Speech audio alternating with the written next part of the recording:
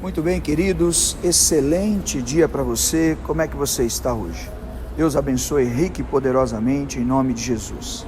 Essa gripe aí tá para todo lado, né? Mas minha voz vai voltando aos poucos. Muito bem, essa mensagem de Mateus 4 continua ruminando no meu espírito. E a melhor mensagem a ser sempre ministrada, pregada, é aquela que está no teu coração. E Mateus 4 é a tentação de Jesus. O Espírito Santo leva Jesus para o deserto para ser tentado pelo diabo. E em 3 níveis, de maneira muito clara, o diabo traz essa provação para Jesus, naquele momento tão profundo de consagração e de jejum. Em um momento de decisão e de grande definição mesmo.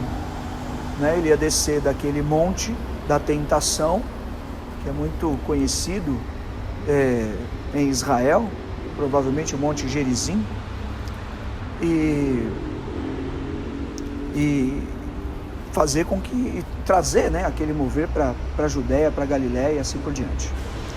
Esses 3 níveis dessa tentação começa pelas necessidades básicas, necessidade de alimentação, de comida mesmo, do corpo. Depois passa pela alma, por tentar confundir o pensamento de Jesus, e por fim termina em uma condição eminentemente espiritual. Você sabe bem que o diabo diz: pede que essas pedras se transformem em pães. Pão é exatamente o alimento, a necessidade do corpo, sobretudo no momento de fome mesmo. Jesus teve fome, mas ainda assim ele resiste àquela provação. Nem só de pão viverá o homem, mas de toda a palavra que sai da boca de Deus. Era o que estava escrito. E o que estava escrito era realmente o que precisava de prevalecer. E é sempre o que vai precisar de prevalecer. Todo e qualquer nível de revelação, todo e qualquer nível de sonho ou mesmo de mensagens que alguém possa receber, precisa de ter uma testificação na Escritura. Porque você vê a provação que as igrejas de Atos dos Apóstolos sofreram. Os colossenses que o digam, porque tinha uma heresia dentro da igreja para que eles acreditassem em sonhos dados por anjos, ou em vozes e visões como se fossem de anjos, Por isso o apóstolo Paulo os repreende e diz: ainda que você recebeu o teu evangelho falar por anjos, é anátema. E os gálatas também. Você vê que as grandes religiões hoje que imperam no mundo, elas foram dadas e testemunham disso claramente por intermédio de visão de anjos. Veja só os servidores de Alá, não é? Eles testificam que o Maomé recebeu a visita do arcanjo Miguel, que ditou para ele o Alcorão. Os Mormons receberam a visitação do anjo Moroni, imagine. Então, ainda que seja palavra de sonhos, visões ou revelações do missionário, do evangelista, do pastor, do bispo, do apóstolo, do anjo, do arcanjo, do serafim ou do querubim, se não há uma base de testificação na Escritura, obviamente que não pode prosperar, e muita gente está sendo enganada nisso. A segunda provação é a provação da alma. O diabo leva Jesus no alto do pináculo do templo.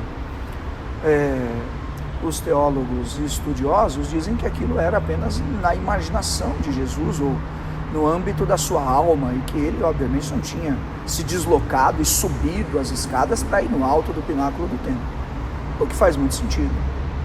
Mas de toda maneira era algo tão real e tão presente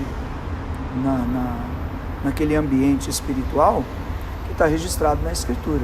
Atira-te daqui abaixo, porque está escrito: ele dará ordem aos seus anjos para que te guardem todos os seus caminhos. É o Salmo 91. Então veja, o diabo logo percebeu que Jesus ia se defender com o que estava escrito. Não era com sonhos, visões, revelações, profecias, palavras inspiradas ou o que quer que fosse. Ele logo percebeu que Jesus ia se defender com a Escritura. E aí ele fala exatamente a Escritura contra Jesus. E a Escritura é muito verdade. Deus guarda mesmo e livra mesmo. E a verdade é que Jesus conhecia muito bem aquela palavra. O que ele não conhecia era a voz de quem estava falando. E aí está o detalhe muito interessante, muito importante para nós, de que as ovelhas, elas conhecem a voz do seu pastor. Os servos conhecem o tom de voz do seu Senhor. E será que nós conhecemos a voz do nosso pastor? Que fala profundamente na nossa alma, sem nenhum tipo de interesse, sem nenhum tipo de, valores humanos, mas que toca de uma maneira tão profunda no nosso coração, como talvez nós só fomos tocados no primeiro dia, no primeiro amor. E isso, queridos, não tem preço, não tem valor. É por isso que tem pessoas que elas se dispõem a entregar tudo mesmo, sabe? A pagar um preço que ninguém poderia imaginar. Veja o que a igreja sofredora faz ao redor do mundo, né? E tantos outros, meus irmãos, e nós mesmos podemos também testificar disso, com muitos outros aqui na igreja.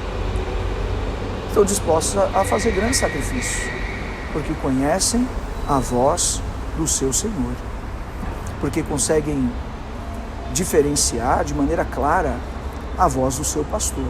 O Senhor é o meu pastor e nada me faltará. Aí está a grande diferença. Então por isso que Jesus repreende o diabo dizendo, mas está escrito também, né? Está escrito também, não tentarás o Senhor teu Deus. Meu Deus, era palavra contra palavra, mas não era voz contra voz, percebe? Porque quando Jesus mencionou aquele versículo do Salmo 91, meu Deus, mencionou essa palavra, não tentarás o Senhor teu Deus, né? De outro texto, aí, meu irmão, aí, minha irmã, era a voz do próprio Deus. E quando você encontra um homem de Deus, a palavra do verdadeiro, a palavra do Senhor testifica sobre ele, dizendo que a palavra de Deus na boca do homem de Deus, ela tem o mesmo poder da palavra de Deus na boca do próprio Deus. E aí onde realmente se separam os grandes dos pequenos, aqueles que ficam pelo caminho, daqueles que vão viver a glória da última casa. E isso tem assim estado no meu coração de uma maneira muito forte. Já se passaram 7 minutos, mas se você está aqui até agora, vale a pena ouvir essa conclusão. Depois da carne, da necessidade básica de comida, de alimento, depois de tentar confundir Jesus na alma, se valendo da própria Escritura contra ele, o diabo vai e mostra os reinos da terra, porque a cobiça, a sordidez do homem, ela é como se fosse, vamos dizer, um gene que vem de uma contaminação espiritual desde o Éden, né? A soberba, o orgulho, é uma questão eminentemente espiritual. Por isso que a palavra de Deus fala, Hebreus 4, vai na divisa da alma e do espírito, para destruir e desmistificar essa ligadura, sabe? Essa transcendência mesmo de alma e de espírito. Se prostrado o diabo diz, me adorares, eu vou te dar os reinos da terra.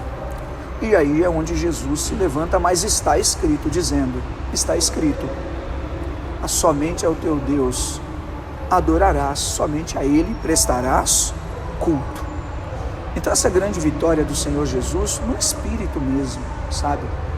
Desmascarando todos os laços demoníacos e todas as obras das trevas. Então, o que precisa de valer para mim e para você? É claro que nós sabemos que existem dons e um grande fluir do Espírito de Deus e uma liberdade sem igual para sermos tocados pelo Senhor. E isso realmente é muito grandioso mesmo. A gente teme ao Senhor e respeita muito os dons, mas tudo aquilo que, sobretudo, tem uma testificação mesmo na Escritura. Então, somente o Senhor é que pode e pôde, de fato, revogar o que estava escrito. Aliás, não revogar, mas cumprir. Quando Jesus vem, ele não anula a lei, ele cumpre a lei, percebe? Está escrito, a lei estava escrito e Deus não ia mudar o que estava escrito. E de fato continua escrito até hoje. Nem só de pão vive o homem, mas de toda a palavra que sai da boca de Deus, seja a lei dada a Moisés, ou o proto-evangelho experimentado em Abraão, ou a nova aliança. Então somente Deus é que pode mudar o caminho da sua própria voz, da sua própria palavra, como uma testificação no nosso coração, no nosso interior. Eu gosto muito dessa música que acho que foi a Bia, acho que cantou, a pastora Bia, né? Cantou outro dia aqui na igreja, que fala que Deus move aquilo que não pode ser movido e Ele quebra aquilo que não pode ser quebrado, né? Break the unbreakable, move the unmovable. Então é somente o Senhor. Por isso que eu entendo que Deus chama Abraão em Gênesis 22 e dá para ele uma palavra: você vai sacrificar o seu próprio filho. E Abraão, ele sabia que aquela era a palavra de Deus, era a vontade de Deus. E ele parte para o Monte Moriá para fazer aquele sacrifício. Só que daí vem o próprio Senhor e dá para ele uma outra palavra. E se você observar lá, você vai ver que o Senhor vem e fala para ele: Abraão, Abraão, não sacrifique o seu filho. Uma palavra para fazer. Ele obedeceu, o Senhor vem e muda aquela palavra, substituindo por outra. E daí está escrito. E quando está escrito, você realmente vai viver a plenitude do Senhor. Só Ele pode fazer, só Ele pode mudar, só Ele pode te fazer transbordar. Excelente dia, ore por nós, fica com Deus.